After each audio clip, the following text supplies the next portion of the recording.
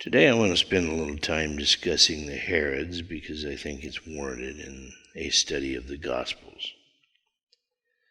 The name Herod is familiar to Bible students in the Christian church. It's a combination of two words, hero and heroic, and it means apparently a heroic hero. But like the noble meanings of many kingly names through history, it did not characterize the Herods, who were known for their craft and knavery. The fate of the Herodian family cannot be separated from the flickering flame of Judaism as a power in the nation of Israel and the world at large, a flame that died out forever in the great Jewish war of rebellion in AD 70. The Herodians were not Jews, or at least not as to their original bloodlines, although they were captured and forced to be circumcised and adopt the Jewish religion in 130 BC. The name Idumea is a modernization of Edom, and they were descendants of Esau, Jacob's twin brother. The patriarch of the Herodian family was Antipas, who was appointed governor of Idumea by Alexander Jannaeus. He died in 78 BC and was succeeded by his son Herod Antipater. Herod Antipater saw and understood two things clearly: the unchallengeable power of the Romans and the great vulnerability of the decadent Asmonean house, the ruling body led by Aristobulus. Now, these were Jews who were in power just before the Roman-backed Herodian takeover. But it was a corrupt, decadent, and weak house. Herod Antipater believed that they could be taken down and that he could assume the rulership. In a cleverly planned move, he sided with Hyrcanus II in his war with his brother Aristobulus, which was taking place generally in 69 BC, and convinced him to seek the assistance of the Romans. After the crushing defeat of Pompey at Pharsalus in 48 BC, they petitioned Caesar to let them submit to him. As a reward, Herod Antipater received the procuratorship of Judea in 47 BC. In 43 BC, Herod Antipater was assassinated and left 4 sons, Phasael, Herod the Great, Joseph, and Pheroras, and a daughter, Salome. The second of these sons, Herod the Great, raised the family to its highest pinnacle of power and glory. Herod the Great, ambitious, cold-blooded, brilliant, and talented, was a relatively young man when he began his career as governor of Galilee, though his exact age at the time is not known. His activity and success in ridding his dominion of dangerous bands of freebooters, and his greater success in raising huge amounts of tribute money for the Romans, added to his power and influence at the Roman court. In 2 years, Antony appointed him Tetrarch of Judea. This was in 41 BC. At Rome, and through the favor of Antony and Augustus, he obtained the crown of Judea in 37 BC. His first act as king, once in Jerusalem, was the complete elimination of the Asmonean house. He slew Antigonus and 45 of his chief adherents. Hyrcanus was recalled from Babylon, to which he had been banished by Antigonus, but he was not given the high priesthood that belonged to his son Hyrcanus II. That was bestowed on Aristobulus, Herod's brother-in-law. That camaraderie and goodwill did not last long, however, since in the paranoid and backstabbing world of the Herods, no one was safe from suspicion and from elimination. Aristobulus soon fell victim to the suspicion and fear of the king. These atrocious acts against the noblest families in Judea turned the great love that Mariamne had once had for Herod into a bitter and vengeful hatred. The Jews, loyal to the dynasty of the Maccabees from whence the Asmonean house descended, brought charges against Herod before the Roman court. But Roman justice, usually to be counted upon, failed in this instance. The charges were rejected, and Herod was promptly acquitted by the grateful Antony. When Antony, who had ever befriended Herod, was conquered by Augustus at Actium, it was in 31 BC, Herod quickly forsook him and ran with open arms to the new regime. Again, by subtle flattery and timely support, he won the imperial favor of Caesar Augustus. His kingdom and his power were now extended by Rome. Herod was fearful of leaving any part of the Asmonean power alive, so he had Mariamne, his wife, the only human being he ever seemed to have loved, killed in 28 BC, along with his mother-in-law, Alexandra, and ultimately, shortly before his death, even his own sons by Mariamne, Alexander and Aristobulus, killed because they had Maccabean blood in their veins. To try to impress the Romans with how much he admired and imitated them, he continually offended and defied his Jewish subjects by the bringing in of Roman sports and the building of heathen temples in his dominion. His influence on the younger Jews in that regard was baneful, and slowly a distinct party arose that went by the title of the Herodians. Well, this was partly political and partly religious. They were Jews in outward religious forms, but Gentiles in their dress, manner, and philosophy of life. These were an anathema to the rest of the nation. Even so, they found common ground with the Pharisees and the Sadducees in their opposition to Christ. Herod tried valiantly and vainly to win over the Jews. It was the Maccabean descendants he hated and feared, not the Jewish people in general. His insulting of their traditions was an attempt to impress Rome, not to estrange the Jews. He had royal charity in the time of famine. He yielded, whenever he could without jeopardizing his position, to their bitter prejudices, but it did not succeed. They saw him only as a usurper of the throne of David, maintained by the strong arm of the hated Roman suppressor. Seemingly endless plots were hatched against his life, but with a phenomenal cleverness, he defeated them all and managed to survive. One of his greatest acts of infamy was to rob the grave of King David, which was held in idolatrous reverence by the people, of all its treasures.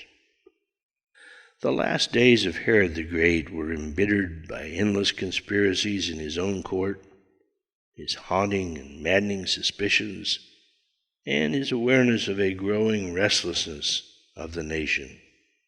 Like Augustus himself, Herod had an incurable and a contemptible disease. This made his temper worse, and the disease grew worse with it. He died in the 37th year of his reign, 34 years after he had captured Jerusalem and slain Antigonus. Herod Antipas was the son of Herod the Great and Malthace, a Samaritan woman. Half Idumean and half Samaritan, he had no Jewish blood in his veins, and Galilee of the nation seemed a fit domain for such a prince. He ruled as Tetrarch of Galilee and Perea from 4 BC until 39 AD. John the Baptist got involved with Antipas by a blunt condemnation of him for his gross immorality and defiance of the laws of Moses. John paid the price for his courage with his life. Antipas contested the will of his father, Herod the Great, in Rome, but Rome upheld the will and gave him the Tetrarchy of Galilee and Perea as the will instructed. He was educated in Rome and took up many of the tastes, graces, and vices of the Romans. His first wife was a daughter of Aretas, king of Arabia, but he sent her back to her father at Petra in favor of Herodias, the wife of his brother Philip, whom he had met and seduced in Rome. Herodias was the daughter of Aristobulus, his half-brother, and therefore his niece, and at the same time the wife of another half-brother. That made the union between her and Antipas sinful on two fronts, incest as well as adultery. Herodias had a powerful and evil influence over him that dominated his life. We read about that in Matthew, the 14th chapter. The last mention of Herod Antipas in the Gospels is in the final tragedy of the life of Christ when he was at Jerusalem. Pilate sent Jesus to Herod in bonds. Herod acted in his usual flippant and indecisive manner and sent him back. But the event did serve to end the enmity between Herod and Pilate, both of whom were later stripped of their power and died in exile. When Caius Caligula had become emperor and his personal favorite Herod Agrippa I had been made king in 37 A.D., Herodias flew into one of her temper fits and ordered Herod Antipas to go with her to Rome, where she intended to confront Caligula and demand the same treatment for her husband. But Agrippa, who hated Antipas with a vengeance, had influence in Rome. He accused Antipas of high treason and preferred charges against him to his friend Caligula. It went against Antipas, and he was banished to Lyons in Gaul, where he was treated very badly and died in great misery. Herod Philip was the son of Herod the Great and Cleopatra of Jerusalem. At the death of his father, he inherited Galantitus and Trihonitis and Pania. Philip was very different from the rest of the Herodian family. He was retiring, dignified, modest, and just. He was wholly free from the intriguing spirit that plagued his brothers. One supposes that he must have inherited this totally un-Herodian character and disposition from his mother Cleopatra, a Jewess of Jerusalem. Of this Herod, son of Herod the Great and Mariamne, Simone's daughter, we know little, except that he married Herodias, the daughter of his dead half-brother Aristobulus. He is called Philip in the New Testament in Matthew 14, and it was from him that Antipas lured Herodias away. His later history is wholly unknown. He died in the year 34 A.D., and his territory was given 3 years later to Agrippa I, his nephew, and the son of Aristobulus, together with the Tetrarchy of Lysanias. Herod Archelaus was the oldest son of Herod the Great by Malchus, the Samaritan. He was a man of violent temper like his father. His father's will left the greater part of the Herodian kingdom to him, along with the title of ethnarch. This will, as we said, was contested by Antipas before the Roman court. While the matter was being decided, Archelaus incurred the hatred of the Jews by a ruthless suppression of a rebellion in which 3,000 people were slain. The Jews were active and vocal in their opposition to his claims in Rome, but Archelaus was supported by Rome. Archelaus then ruled with a heavy hand, so that Judea and Samaria were soon in a continual state of unrest. Like Herod Antipas and Pilate, these two nations, who hated each other with a passion, became friends in their opposition to Herod Archelaus. They persisted in their complaints to Rome of the unjust and unpopular rule of Archelaus. In time they were successful. Archelaus was supposedly warned by a dream of the coming disaster. Well, it was more likely a snitch in the Jewish and Samaritan confederacy, and he left immediately for Rome to defend himself. But his favor with Caligula had run out. The Romans chose local leaders who would prevent unrest so that the Roman Empire would function smoothly and that they could collect healthy taxes from a profitable province. And it was now apparent to Caligula that this would never be the case with Archelaus. His government was taken from him and his possessions confiscated by Rome, and Archelaus was banished to Vienna in Gaul, where he also died in exile. The only mention of him in the Gospels is found in the 2nd chapter of Matthew and verse 22. Herod Agrippa I was the son of Aristobulus and Bernice, the grandson of Herod the Great and Mariamne. In about 37 A.D., Caligula ascended the throne of Rome and immediately bestowed on Agrippa, who had up until that time been a private citizen, the tetrarchies of Philip his uncle and of Licinius, with the title of king, although he did not come into the possession of that kingdom until 2 more years had passed by.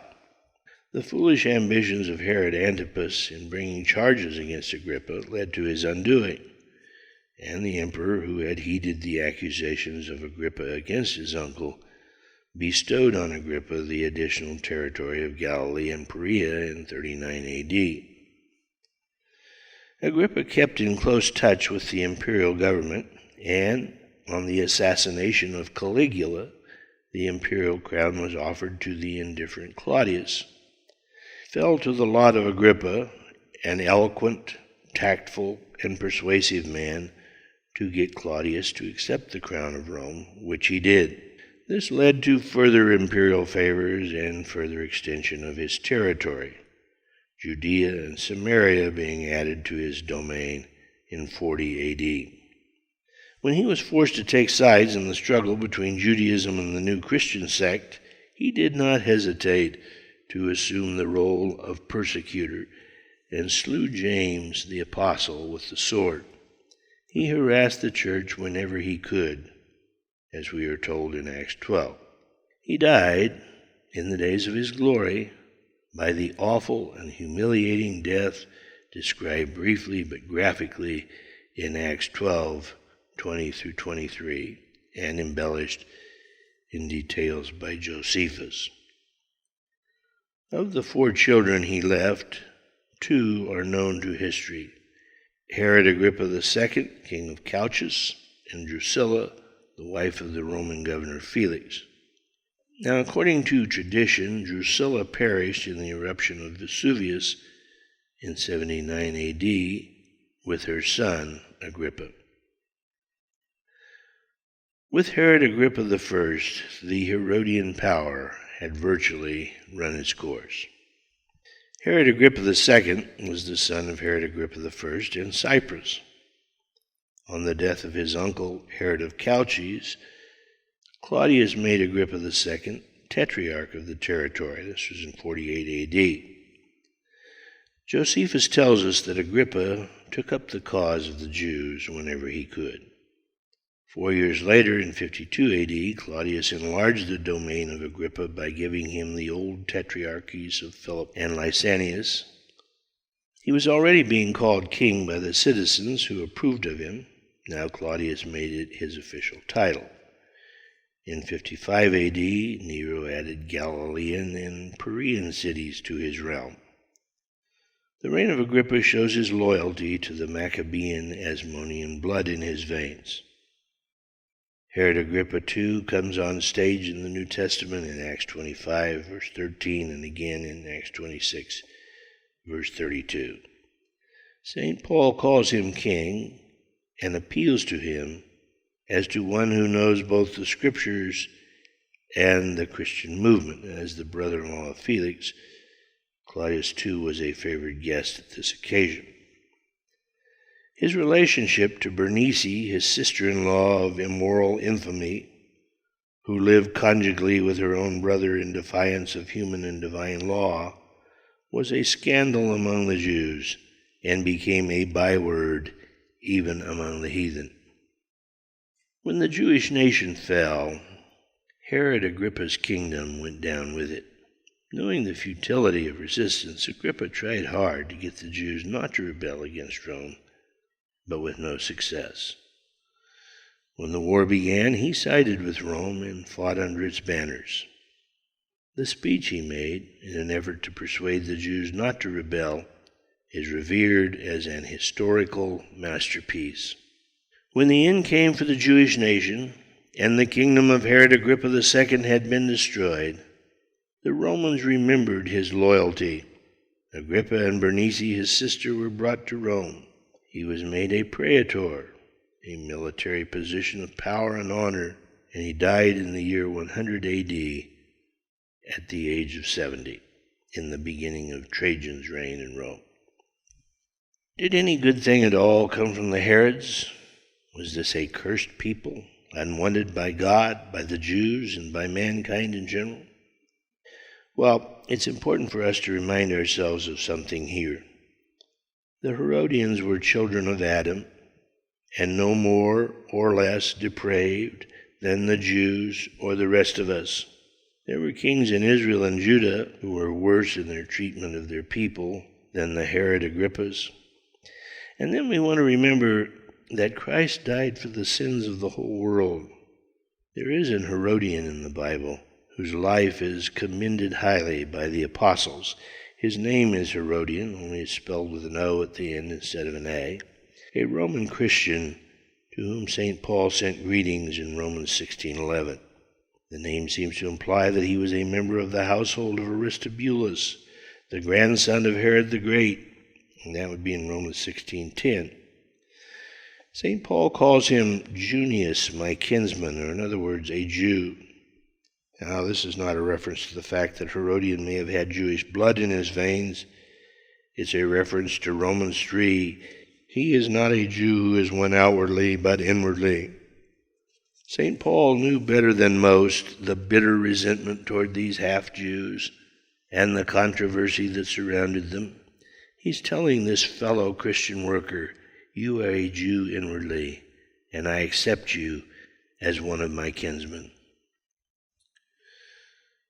Some from every tribe and nation will be there, and that has already included some of the Herods.